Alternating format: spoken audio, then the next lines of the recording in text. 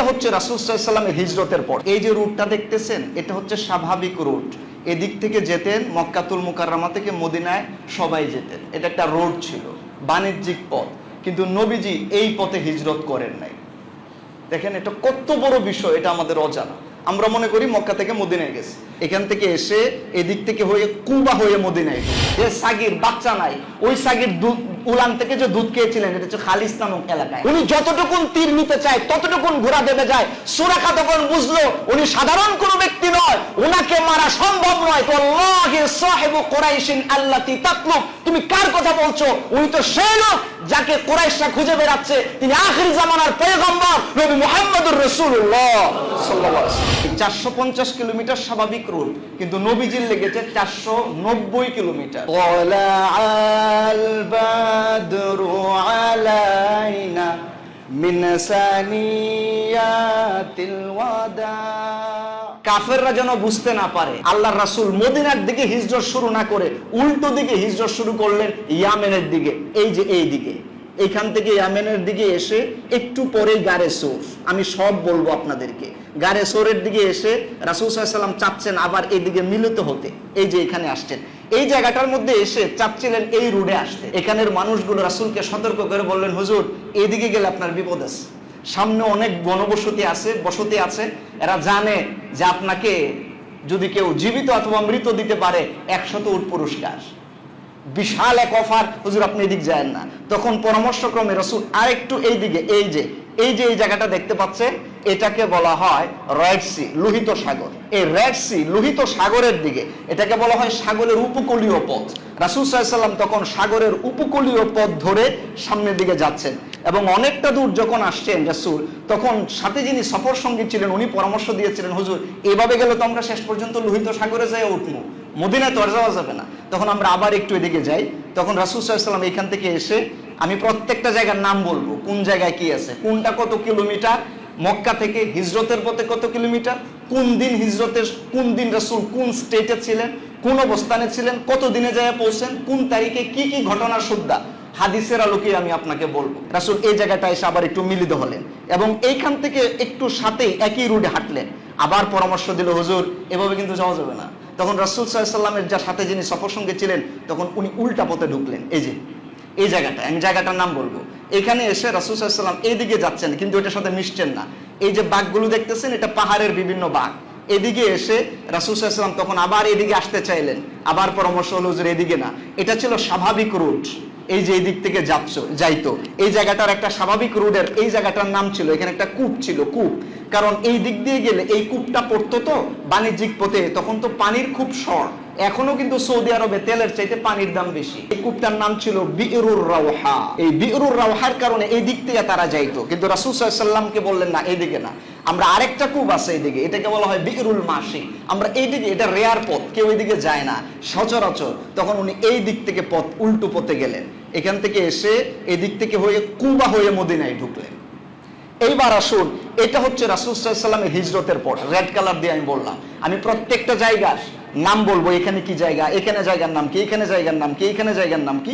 এই জিনিসটা বোঝানোর জন্য হিজরতটাকে আপনাকে 5টা হেডলাইনের আলোকে, 5টা শিরোনামের আলোকে আমি কথা বলবো, তাহলে হিজরতটা বুঝবেন। 1, কোন জায়গার কি নাম, এটা বলতে হবে। বুঝেন কয়টা বললাম? 1, কোন জায়গার কি নাম। 2, আমি বলবো কোন জায়গাটা রাসূলের হিজরতের পথে, স্বাভাবিক পথে না, হিজরতের পথে এটার দূরত্ব কত। 3, এটা রাসূল কোন দিন ছিলেন, হিজরত করেছেন মোট 15 দিনে। হিজরত করেছেন কত দিনে? 15 দিনের কোন নাম্বার দিনে এই জায়গাটায় ছিলেন এবং এটা কত তারিখ ছিল। এই 5টা শিরোনামের আলোকে যখন আমি আস্তে করে আগাবো, তখন আপনারা বুঝবেন কোন জায়গায় কি হয়েছে। হিজরতটাকে বোঝার জন্য 10 জন ব্যক্তির নাম মনে রাখতে হবে। কয়জন ব্যক্তির নাম? তাহলে আপনাদের হিজরত আর ভুলবেন না। প্রথম ধাপে আমরা প্রত্যেকটা জায়গার নামগুলো একটু লিখি, আপনারা আমাকে একটু সময় দেন, আমি প্রত্যেকটা জায়গার নামও বলে দেব। এই যে দেখেন, রাসূল সাল্লাল্লাহু আলাইহি ওয়াসাল্লাম তার যে বাড়ি, এটা ছিল হচ্ছে মক্কা থেকে উত্তর পূর্ব দিকে। কোন দিকে? পূর্ব দিকে। এখানে ছিল রাসূল সাল্লাল্লাহু আলাইহি ওয়াসাল্লামের হোম, রাসূল সাল্লাল্লাহু আলাইহি ওয়াসাল্লামের ঘর। আর এই যে আমরা বলি গারে সোর, গারে সোর, হ্যাঁ, সুর পর্বত, এটাকে বলা হয় সাউর। এই সাউর পর্বত। সাউর পর্বতের পরে এই যে এখানে যেখানে এসে মিলিত হতে চাচ্ছিলেন কিন্তু মিলিত হলেন না, এই জায়গাটার নাম হলো ওসফান। ওসফান, ওসফানের আরেকটু পরে এটাকে বলা হয় আমাজ। আমাজের পরে এই যে এইখানে একটু উপরের জায়গা, এটাকে বলা হয় খালিস। এই জায়গায় একটা মজার ঘটনা ঘটেছিল। রাসূল সাল্লাল্লাহু আলাইহি ওয়াসাল্লামকে যে দুধ পান করিয়েছিলেন, যে সাগীর বাচ্চা নাই, ওই সাগীর দুধ উলান থেকে যে দুধ খেয়েছিলেন, এটা হচ্ছে খালিস নামক এলাকায়। হাদিসে এটার বর্ণনা আছে, আমি বলবো এগুলো। এরপরে একটু উপরে এই জায়গাটার নাম হচ্ছে কাদিদ। এইবার এই পাশে এই জায়গাটা, এটাকে বলা হয় কালিয়া। নামটা বলেন। কালিয়ার পরে এইখানে এটাকে বলা হয় জুহফা। জুহফার একটু উপরে গাদিরে খাম। গাদিরে খামের উপরে সানিয়াতুল মুররা। সানিয়াতুল মুররার উপরে তাওবি। তাওবির উপরে এখানে লাকাফ। লাকাফের আরেকটু উপরে এটাকে বলা হয় মাজাহ। মাজাহের উপরে ফারাহ। ফারাহ এর উপরে এটাকে বলা হয় জি সালিম। এই জায়গাটার নাম হচ্ছে সাফিয়া। এদিকে ছিল হচ্ছে ওয়ারকান। এই জায়গা ছিল হচ্ছে হামরাউল আসাদ। এই জায়গার নাম হচ্ছে সানিয়াতুল, এটাকে বলা হয় রিম। জাসাসা। জাসাসা। আলহামদুলিল্লাহ, আমার এই বইটা আমি লিখেছি। এভাবে একটা চিত্র দেওয়া আছে, অ্যাম্বস দেওয়া থাকবে। এখানে আপনি হাত বুলালে এই রেখার উপরে আপনি টাচ করতে পারবেন। একজন অন্ধ যেন রাসূল সাল্লাল্লাহু আলাইহি ওয়াসাল্লামের হিজরতটাকে অন্তরে লালন করার জন্য টাচ করলে যেন বুঝে এই রুটটা দিয়ে গেছে। এদিকে আরেকটা জায়গা আছে যেটাকে বলা হয় আকিক। আকিকের পরে কুবা। এই নাম সবাই আমরা জানি। এটার নাম কি? কুবা। এরপরে ঢুকলেন মদিনা। তাহলে আমরা অন্তত জায়গার নামগুলো রিপিট করলাম। এবার দূরত্ব সহ, তারিখ সহ, ঘটনা সহ আমরা একটা একটা করে সামনে আগাই। আসুন, যেদিন হিজরত করেন রাসূল সাল্লাল্লাহু আলাইহি সাল্লামের বয়স ছিল 53 বছর। এটা কত সাল? 622 খ্রিস্টাব্দ। 600 কোন মাস? সফর মাস। হিজরতের একদম প্রথম যেটা থেকে শুরু হয়, বের হয় ঘর থেকে, তখন মাস ছিল কোন মাস? সফর মাস। কত তারিখ আমি সেটাও বলি, 27 তারিখ। সফর মাসের কত তারিখ? এইবার আসুন আমরা শুরু করি। সফর মাসের 27 তারিখ শুরু হলো। এই যে হলো, আমি এখানে লিখলাম 27। সফর মাসের কত তারিখ? 27 তারিখ রাসূলের বাড়ি থেকে হিজরত শুরু হয়েছে। তখন ছিল সন্ধ্যার পরে রাত্রে।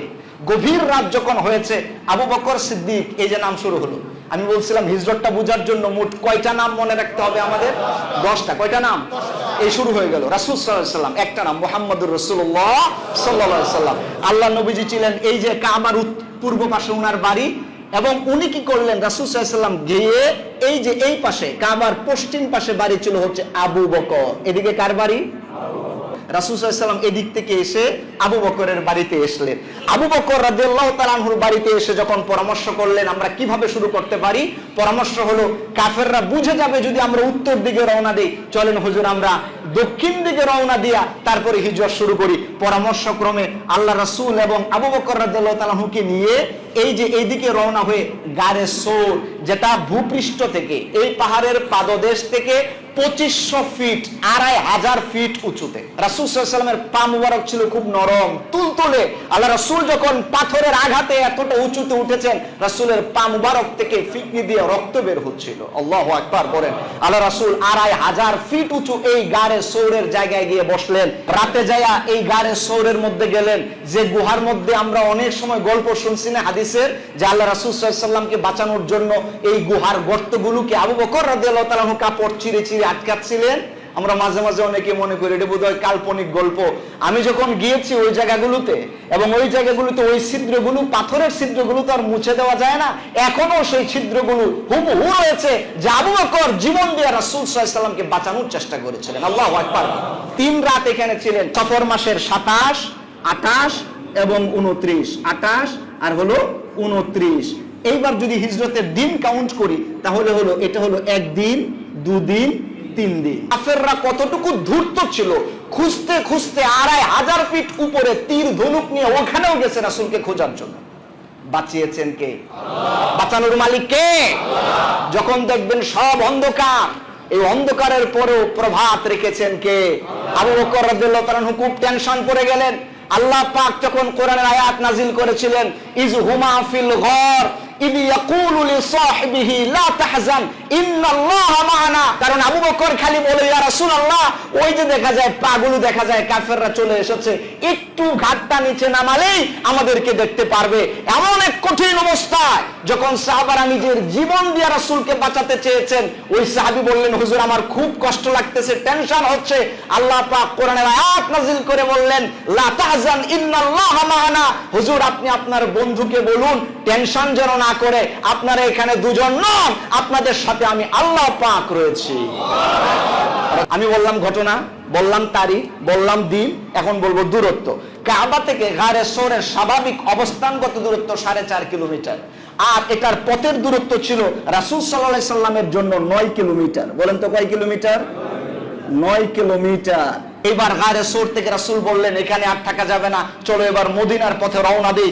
এই যে সিদ্ধান্ত হচ্ছে মদিনার পথে রওনা দিবেন, এখানে যে রাসূল 3 রাত ছিলেন, খাওয়া লাগে নাই? লাগছে। সেই খাবার কিভাবে এসেছে? এবার আসুন আরো 2 জনের নাম শুনি, এখানে আরো 3 জন চলে আসবে।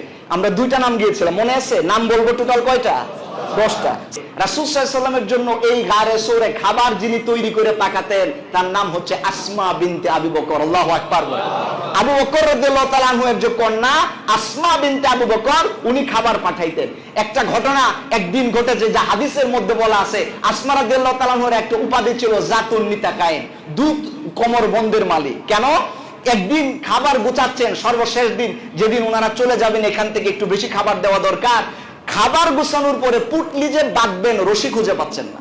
বাসা বাড়িতে মাঝে মাঝে এমন হয় না, রশি খুঁজে পাচ্ছেন না। উনি করলেন কি, ওনার যে জামাটা পিছন দিয়ে বাঁধে, এইটা খুলে এক পাশেরটা টান দিয়ে ছিঁড়লেন। ছিঁড়ে বাবার জন্য, রাসূলের জন্য খাবার যাবে আর খোলা মুখে যাবে, এটা হতে পারে না। ছিঁড়ে বস্তার মাথা টাইট দিলেন আর আরেকটাকে টান দিয়ে এদিক দিয়ে আটকায় দিলেন। ওই দিন থেকে ওনার নাম হয়েছে জাতুন নিতাকায়েন, 2 কোমর বন্ধের মালিক। আল্লাহু আকবার। এই আসমা রাদিয়াল্লাহু তাআলা আনহা এইভাবে কষ্ট করেছিলেন। শুধু এতটুকুন কষ্ট করেন নাই, আসমা রাদিয়াল্লাহু তাআলা আনহা 3য় দিন যেদিন আবু বকর রাদিয়াল্লাহু তাআলা আনহুকে নিয়ে হিজরতের পথে যাবেন, ওই দিন আবু জাহেল, এই যে আরেকটা নাম বললাম, আল্লাহ রাসূল গেল, আবু বকর গেল, আসমা গেল, আবু জাহেল আসছে। এদের মধ্যে কয়জন গেছে? 4 জন। এই মিস্টার আবু জাহেল এসেছে আবু বকর রাদিয়াল্লাহু তাআলা আনহুর বাড়িতে, কারণ জানে বন্ধুর খবর বন্ধু বলতে পারবে। তো এসে বললো যে আসমা তোমার আব্বু কোথায়? তো বলছে না। কেন কথা বলে না? হাদিসে এসেছে হযরত আসমা রাদিয়াল্লাহু তাআলা আনহু বলেন আবু জাহেল এতটা ধূর্ত ছিল, আমি একজন মেয়ে মানুষ, আমার গালের মধ্যে এত জোরে চপেটাঘাত করেছে, আমার কানের যে দুলটা ছিল সেটাও খুলে পড়ে গেছে।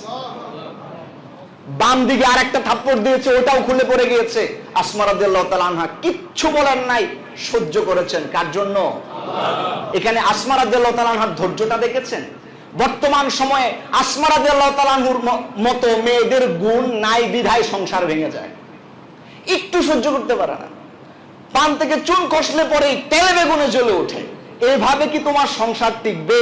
আসমা রাদিয়াল্লাহু তাআলা আনহার কাছ থেকে শিখো যে সময় মতো ধৈর্য ধারণ করতে হয়, ফলাফল দিবেন কে? আল্লাহ। এই ছিলেন হযরত আসমা রাদিয়াল্লাহু তাআলা আনহা। ধৈর্য ধারণ করতে হবে, ছেলেদের অনুরূপ ধৈর্য ধারণ করতে হবে সাংসারিক জীবনের ক্ষেত্রে, তাহলেই সংসার টিকবে। সংসার এটা ছেলে গেলা নয়, এটা আস্তে পৃষ্ঠে ধরে রাখার বিষয়, ত্যাগের বিষয়, তিতিক্ষার বিষয়, তারপরে ফলাফল ভালো হয়। দেখুন হিজরত, এখান থেকে অনেক কিছু শিক্ষার আছে। ত্যাগের বিষয়, তিতিক্ষার বিষয়, ধৈর্য ধারণের বিষয়। ফলাফল আসবে কার পক্ষ থেকে? আব্দুল্লাহ ইবনে আবু বকর 5 নাম্বার। উনি হচ্ছেন এই 3 দিনে রাতের বেলায় সবাই যখন ঘুমাতো, এই পুটলি মাথায় নিয়ে খাবার পৌঁছায়া দিয়ে আসতো। আল্লাহু আকবার। বনে খাবার পাকায়, ভাইয়ে যায়া দিয়ে আসে। আল্লাহু আকবার বলে। দেখছেন বন্ডিংটা কেমন, কি চমৎকার। এইভাবে করে রাসূল সাল্লাল্লাহু আলাইহি ওয়াসাল্লাম এখানে আসলেন। তখন হচ্ছে হিজরতের 4 নাম্বার দিন, রবিউল আউয়ালের 1 তারিখ। এই হিজরতের হচ্ছে 4, আর এখানে দিলাম আমি গুল দাগ দিলাম হচ্ছে যেগুলো মাসের ক্ষেত্রে। রবিউল আউয়ালের 1 দিন হলো 4 দিন। আল্লাহ নবীজি এই গারে সৌর থেকে এবার রওনা দিয়েছেন। কোন দিকে যাবেন? মদিনার দিকে। উনি যাচ্ছেন একটু সামনে, এই যে এই জায়গাটা ওসফান। ওসফান হচ্ছে রাসূলের পথে 110 কিলোমিটার। কত কিলোমিটার? 110 কিলোমিটার পথ পাড়ি দিয়ে ওসফান নামক জায়গায় আসলেন। এখানে এসে একজন লোকের সাথে দেখা হলো। উনি বললেন যে হুজুর, আমি হলাম গোত্রের গোত্রপতি, আপনাকে দেখে আমি বুঝতে পেরেছি আপনার জন্যই কাফেররা 100 উট ঘোষণা করেছে। হুজুরের সাথে যখন কথা হলো, আল্লাহর রাসূলের দাওয়াত পাওয়ার পর এই লোকটা এই ওসফান নামক জায়গায় তার গোত্রের 70 জন শুদ্ধা ইসলাম কবুল করেছে। আল্লাহ রাসূলের কথা কি মিষ্টি ছিল, সময় কম আমি যাচ্ছি না ওদিকে, উনি পরামর্শ দিচ্ছিলেন হুজুর এভাবে যায়েন না, আপনি এই যে ওসমানের ল্যান্ড অফ ওসমান, ওসমান মানে হচ্ছে লল্যান্ড, ওসমানের নিম্নভূমি, সাগরের উপকূলীয় ভূমি ছিল নিম্নভূমি, ওসমানের নিম্নভূমি ধরে হুজুর যান। তখন আল্লাহ রাসূল এই পথে আসলেন, এই জায়গায় এসে আমাদের সিরিয়াল পাড়ি দিয়ে রাসূল খালিসে এসে ঢুকলেন, বললেন আবার এই জায়গায় আসি। খালিসে যখন রাসূল আসেন, খালিসের দূরত্ব ছিল স্বাভাবিক পথে আল্লাহ রাসূল সাল্লাল্লাহু আলাইহি ওয়াসাল্লামের যে পথ এসেছিল এই পথে 170 কিলোমিটার। এই যে পথে আসতেন আবু বকর তখন আগে থেকেই একজন দক্ষ পথ প্রদর্শক নিযুক্ত করছিলেন, কারণ উনারা তো সব পথ জানেন না। একটা চুক্তির মাধ্যমে একজন লোক ঠিক করছিলেন, এই এবার 6 নাম্বার, এই লোকটার নাম হচ্ছে আব্দুল্লাহ ইবনে আরিকত। আল্লাহু আকবার বলেন। এই আব্দুল্লাহ ইবনে আরিকত বললেন যে হুজুর এমনি যদি যাই তাহলে তো যাই উঠবো হলো রেড সিতে, আমরা একটু ভিতরে যাই। এই আব্দুল্লাহ ইবনে আরিকত 6 নাম্বার ব্যক্তির নামটা আমি এখানে উচ্চারণ করলাম, ওনার পরামর্শে এদিকে আসলেন। তখন খাবার যা ছিল ওটা আসে না শেষ হয়েছে, আর 4 নাম্বার দিন, এখন আর 4 নাম্বার দিন নাই, এটা কয় নাম্বার দিন হয়েছে? 5, এবং এটার দূরত্ব 170 কিলোমিটার। মাস এটা কত তারিখ? রবিউল আউয়ালের 2 তারিখ। এখানে এসে রাসূল সাল্লাল্লাহু আলাইহি ওয়াসাল্লাম বিশ্রাম নেওয়ার জন্য জায়গা খুঁজলেন, দেখলেন কোনো এরকম জায়গা নাই, তবে একটা তাঁবু দেখা যায়, এবং ওই তাঁবুর কাছে যাওয়ার পরে একজন মহিলা এসেছেন মাঝারি বয়সে। আল্লাহ রাসূল সাল্লাল্লাহু আলাইহি ওয়াসাল্লাম তাকে দেখার পরে অনুমতি চাইলেন, একটু বিশ্রাম নিতে পারি আপনাদের এখানে? যে হুজুর বিশ্রাম নেন। ছিল উম্মে মা'বাদ। কত নাম্বার হলো এটা? সিরিয়ালে কত নাম্বার আসছে? উম্মে মা'বাদ এই মহিলা ছিলেন 170 কিলোমিটার রাসূলের পথের দূরত্বে। উনি রাসূলকে দেখে আশ্চর্য হলেন, এত সুন্দর মানুষ, এত চমৎকার ব্যবহার, ঠিক আছে বিশ্রাম নেন। আরবের একটা গুণ ছিল আতিথেয়তা পরায়ণ, এই মহিলা চাইলেন তাদেরকে আপ্যায়ন করবেন। তো তখন তার নুডলস ছিল না যে হারিয়াপ করে একটু রান্না করে নুডলস খাওয়াই দিবে, অথবা একটা ডিম পুষ করে খাওয়াই দিবে, এই সুযোগ ছিল না। মুরগিও তো ছিল কিনা আল্লাহ জানে, কিন্তু ছাগল ছিল, একটা ছাগল ছিল ঘরে বাঁধা, তার বাচ্চাকে দিয়ে পাঠাইলো রাসূল সাল্লাল্লাহু আলাইহি ওয়াসাল্লামের কাছে। একটা ছোট্ট বাচ্চা এসে বলতেছে ছুরি নিয়ে, এসে বলতেছে হুজুর এই ছুরিটা একটু নেন। আল্লাহ নবীজি বললেন ছুরি দিয়ে কাম কি? বললো যে একটা ছাগি আছে, এটা জবাই দেন, আম্মু গোশত রান্না করে খাওয়াবে আপনাদেরকে। আল্লাহ নবীজি বলেন এত লম্বা সময় আমরা এখানে থাকবো না, তুমি এই ছুরি নিয়ে একটা বাটি নিয়ে আসো, আমি ছাগির দুধ দোয়াই একটু দুধ খেয়ে যাই, আপ্যায়ন করলে এইভাবে করো। ওই মহিলা বাটি নিয়ে আসছে, দূরের কথা, মহিলা এসে বললো হুজুর আপনি তো গোশত ছাড়া দুধ খাইতে পারবেন না, এই ছাগির তো বাচ্চাই নাই, উলানে দুধ নাই, তো দুধ খাবেন কিভাবে? আল্লাহ নবীজি বলছে আমি আপনাকে বলেছি পাত্র নিয়ে আসতে, আপনি পাত্র নিয়ে আসুন। মহিলার টেন্ডেন্সি বেড়ে গেল, ব্যাপার কি, উনি পাত্র দিয়ে দুধ হবে আর আমার ছাগি হলো রুগনা, রূপ একদম শুকনা ক্ষীণকায়, আমার স্বামী অন্য সব ছাগল নিয়ে চলে গেছে, এটা বাড়িতে রেখে গেছে, এটা হাঁটতে পারে না, এই জন্য নিয়ে যেতে পারে নাই, আর উনি ওইটার দুধ দোয়াইবে। এবার আল্লাহ রাসূল সাল্লাল্লাহু আলাইহি ওয়াসাল্লাম দুধের পাত্র নিলেন, যে ছাগির সামনে এসে রাসূল দাঁড়ালে, ছাগি ছিল বসা, ওটা দাঁড়ায় গেছে। আল্লাহু আকবার। আল্লাহ রাসূল ছাগির পিঠে যে হাত বুলিয়েছেন, হাদিসের মধ্যে এসেছে যে ছাগি ছিল শুকনা ক্ষীণকায়, ওই ছাগির উলানে আল্লাহ দুধ দিয়ে ভরপুর করে দিলেন। আল্লাহ রাসূল নিজে দুধ দোয়ালেন। এই 170 কিলোমিটার পথে রাসূল সাল্লাল্লাহু আলাইহি ওয়াসাল্লামের খাবার ছিল না, তৃষ্ণার্ত ছিলেন, রাসূল নিজে দুধ দোহালেন পূর্ণ বাটি ভর্তি। এই বাটি দিয়ে প্রথম হযরত আবু বকরকে বলেন আবু বকর ইশরাব মিনহা, তুমি খাও। আবু বকর বললেন হুজুর না না আপনি আগে খান। আল্লাহ নবীজি বলছে আমি বলছি তুমি আগে খাও। আবু বকর রাদিয়াল্লাহু তাআলা খেলেন। এই বাটি আবার দেওয়া হলো আব্দুল্লাহ ইবনে আরিকতকে, বলল তুমি খাও। আব্দুল্লাহ ইবনে আরিকতও খেলেন। এবার রাসূল সাল্লাল্লাহু আলাইহি ওয়াসাল্লাম বললেন এবার পাত্র আমার কাছে দাও। পাত্র দিয়ে রাসূল বললেন সাকিউল কওমি আখিরুহুম, যে খাওয়ায় সে শেষে খায়। দেখছেন মূলনীতি কোত্থেকে আসে? আপনারা মনে করছেন বাবুর্চিরা বোধহয় মূলনীতি বানাইছে, যে বাবুর্চিরা পাকশাক করে, সব জায়গায় দেখেন না বাবুর্চিরা পরে খায়, মাদ্রাসায় এখানে যে বাবুর্চিরা আছে সবার পরে কিন্তু খায়। আপনি মনে করছেন ও মূলনীতি বানাইছে? মূলনীতি কোত্থেকে আসছে? আল্লাহ রাসূল বললেন সাকিউল কওমি আখিরুহুম, যে কওমকে খাওয়ায় সে সবার পরে খায়। অনেক বিয়ে বাড়ির অনুষ্ঠানে এমনও হয়, বিয়ে বাড়ির মানুষে পাইলো কি পাইলো না ডাজে ম্যাটার, খাবারের শুরুর আগেই তাদের 3 গুণ আগে প্যাকেট হয়ে যায়। বাবুর্চিরা সাইডে প্যাকেট করতে থাকে, একদিকে গুণান দিয়ে আর একদিকে মাইনাস করে। এইবার মেহমান খাইলে খাইলো, না খাইলে নাই, আমারটা ঠিক আছে আলহামদুলিল্লাহ। আমি ওই বাবুর্চির কথা বলতেছি না। থেকে বিদায় নিয়ে সামনের দিকে আসলেন, এই যে এই জায়গাটা, এটা হচ্ছে কালিয়া। জায়গাটার নামটা বলেন তো কি? 215 কিলোমিটার। এই কালিয়া নামক জায়গা যখন আসেন, ওই দিনও হিজরতের দ্বিতীয় দিন, এই কালিয়া নামক জায়গার আসার পথে সুরাকা একজন ব্যক্তির নাম আপনাদেরকে বলেছিলাম না, এই সুরাকা এই জায়গায় ছিল। সময় তো আসলে খুব কম, আমি বিস্তারিত বলতে পারছি না, শর্ট বলবো কিভাবে সেটাও বুঝতেছি না। সুরাকা রাসূল সাল্লাল্লাহু আলাইহি ওয়াসাল্লামকে দেখি উনি চাইলেন উনাকে হত্যা করে কয়শো উট জিতে নিবে, উনি যখন 100 উট জিতার লোভে তীর পিছন থেকে বের করে সামনে যে ঘোড়া ছিল, ঘোড়ার দুটা পা পাথরের মধ্যে দেবে যায়। উনি যতটুকুন তীর নিতে চায় ততটুকুন ঘোড়া দেবে যায়। সুরাকা তখন বুঝলো উনি সাধারণ কোনো ব্যক্তি নয়, ওনাকে মারা সম্ভব নয়, কারণ বাঁচাচ্ছেন কে? সুরাকা তখন রাসূলের কাছে সারেন্ডার করে বললেন, হুজুর আপনার সাথে যে আমার দেখা হইলো, একটা প্রমাণপত্র লিখে দেন, ভবিষ্যতে কোনোদিন দেখা হইলে যেন আমি প্রমাণ দেখাইতে পারি। তবে উনি তখন ইসলাম কবুল করেন নাই, হাদিসে এসেছে উনি পরে ইসলাম কবুল করেছেন। এই সুরাকা তখন আল্লাহ নবীজি বললেন, আবু বকর একটা কিছু লিখে দাও তো।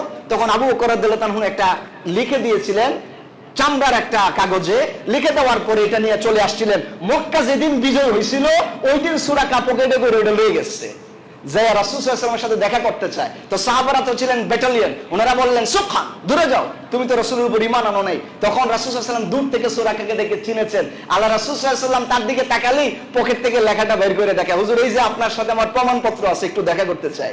আল্লাহ নবীজি বলছেন, আল্লাহ রাসূল সাল্লাল্লাহু আলাইহি ওয়াসাল্লাম তখন বললেন, ইয়াউমু ওয়াফাউন ওয়াল বির, আজকের দিন এটা তো আনন্দের দিন, আজকের দিন ক্ষমার দিন, তাকে আমার কাছে আসতে দাও। আল্লাহু আকবার বলেন। সুরাকা তখন ইসলাম কবুল করেছিল। সুরাকার সাথে মিট আপ হয়েছিল 215 কিলোমিটার দূরে। এরপরে আরেকটা জায়গার নাম হচ্ছে জুহফা। জুহফা হচ্ছে 250 কিলোমিটার, আরেকটা হচ্ছে গাদিরে খাম এবং আরেকটা হচ্ছে সানিয়া। এই সানিয়া হচ্ছে 270 কিলোমিটার। এখানে যখন আসেন তখন হিজরতের 6 দিন। কয় দিন? 6 দিন। এবং এই জুহফার মধ্যে একটা আয়াত নাজিল হয়েছিল। এই জায়গায় যখন রাসূল এসেছিলেন 250 কিলোমিটার, তখন রাসূলের এই যে মদিনার মক্কার প্রতি ওনার টান ছিল, বারবার ওদিকে তাকাচ্ছিলেন। তখন আল্লাহ পাক আয়াত নাজিল করলেন সূরা কসাসের 85 নম্বর আয়াত। এখানে আল্লাহ পাক বলেছিলেন, রাসূল অসুবিধা নাই, কোরআন আপনার উপর দেওয়া হয়েছে, আপনি যান মদিনায়, আবার ঠিকই আমি আল্লাহ পাক আপনাকে বিজয়ের বেশে আপনার মাতৃভূমিতে আবার ফিরিয়ে দিব। আল্লাহু আকবার। রাসূল অন্তর ঠান্ডা হলো এই জুহফা নামক এলাকায়। তারপরে সামনের দিকে গেলেন গাদির, গাদিরের পরে সানিয়া, সানিয়ার পরে তাওবা, তাওবিয়ের পরে হচ্ছে লাকাফ, লাকাফ হচ্ছে 315 কিলোমিটার দূরে। এখানে যখন আসেন এদিক থেকে দিন বেড়ে যাচ্ছে, এটা 7ম দিন। এদিক থেকে তারিখ বেড়ে গেল, রবিউল আউয়ালের 2 তারিখ, এখন রবিউল আউয়ালের 3 তারিখ, এখানে রবিউল আউয়ালের কয় তারিখ? 4 তারিখ। আর দিন হয়েছে 7টা। রাসূল সাল্লাল্লাহু আলাইহি ওয়াসাল্লাম যখন জি সালিম যান, এটা হচ্ছে 380 কিলোমিটার। আমি একটু লম্বা চলে যাচ্ছি, 380 কিলোমিটার। তখন এটা রবিউল আউয়ালের 5 তারিখ, দিন ছিল কত? 8ম দিন। আল্লাহ রাসূল সাল্লাল্লাহু আলাইহি ওয়াসাল্লাম এই জায়গায় গেলেন। এখানে অনেকগুলো কথা আছে। রাসূল সাল্লাল্লাহু আলাইহি ওয়াসাল্লামের মায়ের কবর ছিল এখানে আবুয়া, কিন্তু আমি এই কথাগুলো বলতে পারছি না, সময় কম। 380 কিলোমিটার। তারপরে যখন রাসূল সাল্লাল্লাহু আলাইহি ওয়াসাল্লাম এই যে সাফিয়া, সাফিয়ার পরে হচ্ছে সানিয়াতুল গায়ের, সানিয়াতুল গায়ের পরে রিম, এই রিমটা ছিল হচ্ছে 420 কিলোমিটার। এখানে আসার পরে এটা ছিল 9ম দিন, আর হলো 6ঠ তারিখ রবিউল আউয়ালের, রবিউল আউয়ালের 6 তারিখ আর এবং 9ম দিন। তখন রাসূল যে জায়গাটায় আসেন এই জায়গাটার নাম হচ্ছে রিম, ওয়াদি রিম, রিম উপত্যকা। আলহামদুলিল্লাহ আমার এই বইটা আমি লিখেছি, এভাবে একটা চিত্র দেওয়া আছে, অ্যাম্বস দেওয়া থাকবে। এখানে আপনি হাত বুলালে এই রেখার উপরে আপনি টাচ করতে পারবেন। একজন অন্ধ যেন রাসূল সাল্লাল্লাহু আলাইহি ওয়াসাল্লামের হিজরতটাকে অন্তরে লালন করার জন্য টাচ করলে যেন বুঝে এই রুটটা দিয়ে গেছে। এই রিম নামক জায়গার আগে আপনাদেরকে আবার একটু পিছনে আপনাদের যাইতে হবে। খালিস 170 কিলোমিটার দূরে যখন রাসূল আসছিলেন, উম্মে মা'বাদের বাড়িতে কি পান করছিলেন? দুধ। বিকাল বেলায় যখন উম্মে মা'বাদের স্বামী যিনি ছিলেন তার নাম ছিল আবু মা'বাদ, উনি যখন বাড়িতে আসছিলেন, আয়েশা বলল, দুধ পাইছো কোথায়? আমি সব ছাগল নিয়ে হলো গেলাম মাঠে, তোমার বাড়ির ছাগল তো দুধ দেয় না, তোমার বাড়িতে পেয়ালা ভর্তি দুধ। তখন এই মহিলা তার স্বামীকে বলেছিল, আজকে আমাদের ঘরে উজ্জ্বল এক নক্ষত্র এসেছে, বরকতে ভরপুর, দেখতে এমন, তাকে সুশ্রী দেখতে, কি চমৎকার চেহারা, তার হাতে বরকত, মুখে বরকত, কোথায় বরকত? আমার সাগিতে যখন হাত দিয়েছে দুধে ভরপুর হয়ে গিয়েছে। বর্ণনা শোনার পরে আবু মা'বাদ বললেন, হাদা ওয়াল্লাহি সাহিবু কুরাইশিন আল্লাতী তাতলুব, তুমি কার কথা বলছো? উনি তো সেই লোক যাকে কুরাইশরা খুঁজে বেড়াচ্ছে, তিনি আখির জামানার পয়গম্বর নবী মুহাম্মদুর রাসূলুল্লাহ সাল্লাল্লাহু আলাইহি ওয়াসাল্লাম। আর রাসূল আমার ঘরে শুভাগমন করেছে, আর আমি রাসূলকে দেখতে পারলাম না, পাগল হয়ে গেল। উনি রওনা দিলেন, তখনই কোন দিকে গেছে? এদিক গেছে। যাবে কোথায়? মদিনায়। উনি ঠিক পিছন দিয়ে রাস্তার অনুকরণ করে চলা শুরু করলেন। রিম থেকে 20 কিলোমিটার দূরে জাসার কাছাকাছি জায়গায় আবু মা'বাদ নবীজির সাথে এসে দেখা করলেন। এবং রাসূলকে বললেন, ইয়া রাসূলুল্লাহ, আপনি আমার বাড়ির মেহমান ছিলেন, আপনার সাথে আমার দেখা হয়নি, আপনাকে দেখার জন্য আমার মন পাগল করা হয়ে গিয়েছে। ইয়া রাসূলুল্লাহ, আপনার সম্পর্কে আমি আগে থেকে জানতাম, আপনি আমাকে ইসলাম কবুল করায় দেন আর পড়ায় দেন আশহাদু আল্লা ইলাহা ইল্লাল্লাহু ওয়া আশহাদু আন্না মুহাম্মাদান আবদুহু ওয়া রাসূলুহু। দেখেছেন ইসলাম কিভাবে এসেছে? এভাবে করে ইসলাম আসতে থাকলো। আল্লাহ রাসূল সাল্লাল্লাহু আলাইহি সাল্লাম এই জায়গায় গেলেন, এই যে জি সালিমের পরে আকিকের কাছে যখন গেলেন, তখন রাস্তা হয়েছে 480 কিলোমিটার। বলেন তো রাস্তা কত কিলোমিটার? 480 কিলোমিটার। এরপরে রবিউল আউয়ালের কয় তারিখ? 7 তারিখ। এবং স্বাভাবিক দিন হিসাবে এটা কততম দিন ছিল? 10 নাম্বার দিন। আল্লাহ রাসূল সাল্লাল্লাহু আলাইহি সাল্লাম এখানে আকিকে একটু রেস্ট নিয়া তারপরে 11 নাম্বার দিনে যায় পড়লেন কুবাতে। আল্লাহু আকবার বলে। কুবাতে যখন রাসূল গেছেন তখন এটা দিনের কয় দিন ছিল? 11তম দিন। আর রবিউল আউয়ালের কয় তারিখ? রবিউল আউয়ালের 8 তারিখ কুবার মধ্যে গিয়া রাসূল 4 দিন কুবায় অবস্থান করেছিলেন। কুবায় কয় দিন অবস্থান করলেন? 4 দিন। আমরা যে শুনি না আউয়ালু মসজিদিন বিকুবা, পৃথিবীর ইতিহাসে, ইসলামের ইতিহাসে প্রথম মসজিদের নাম মসজিদে কুবা। এই মসজিদে কুবা কখন বানালেন? কে বানালেন? স্বয়ং রাসূল বানালেন। কবে বানালেন? হিজরতের রোডে বানালেন। এখানে এই হিজরতের সফরে কয় দিন ছিলেন?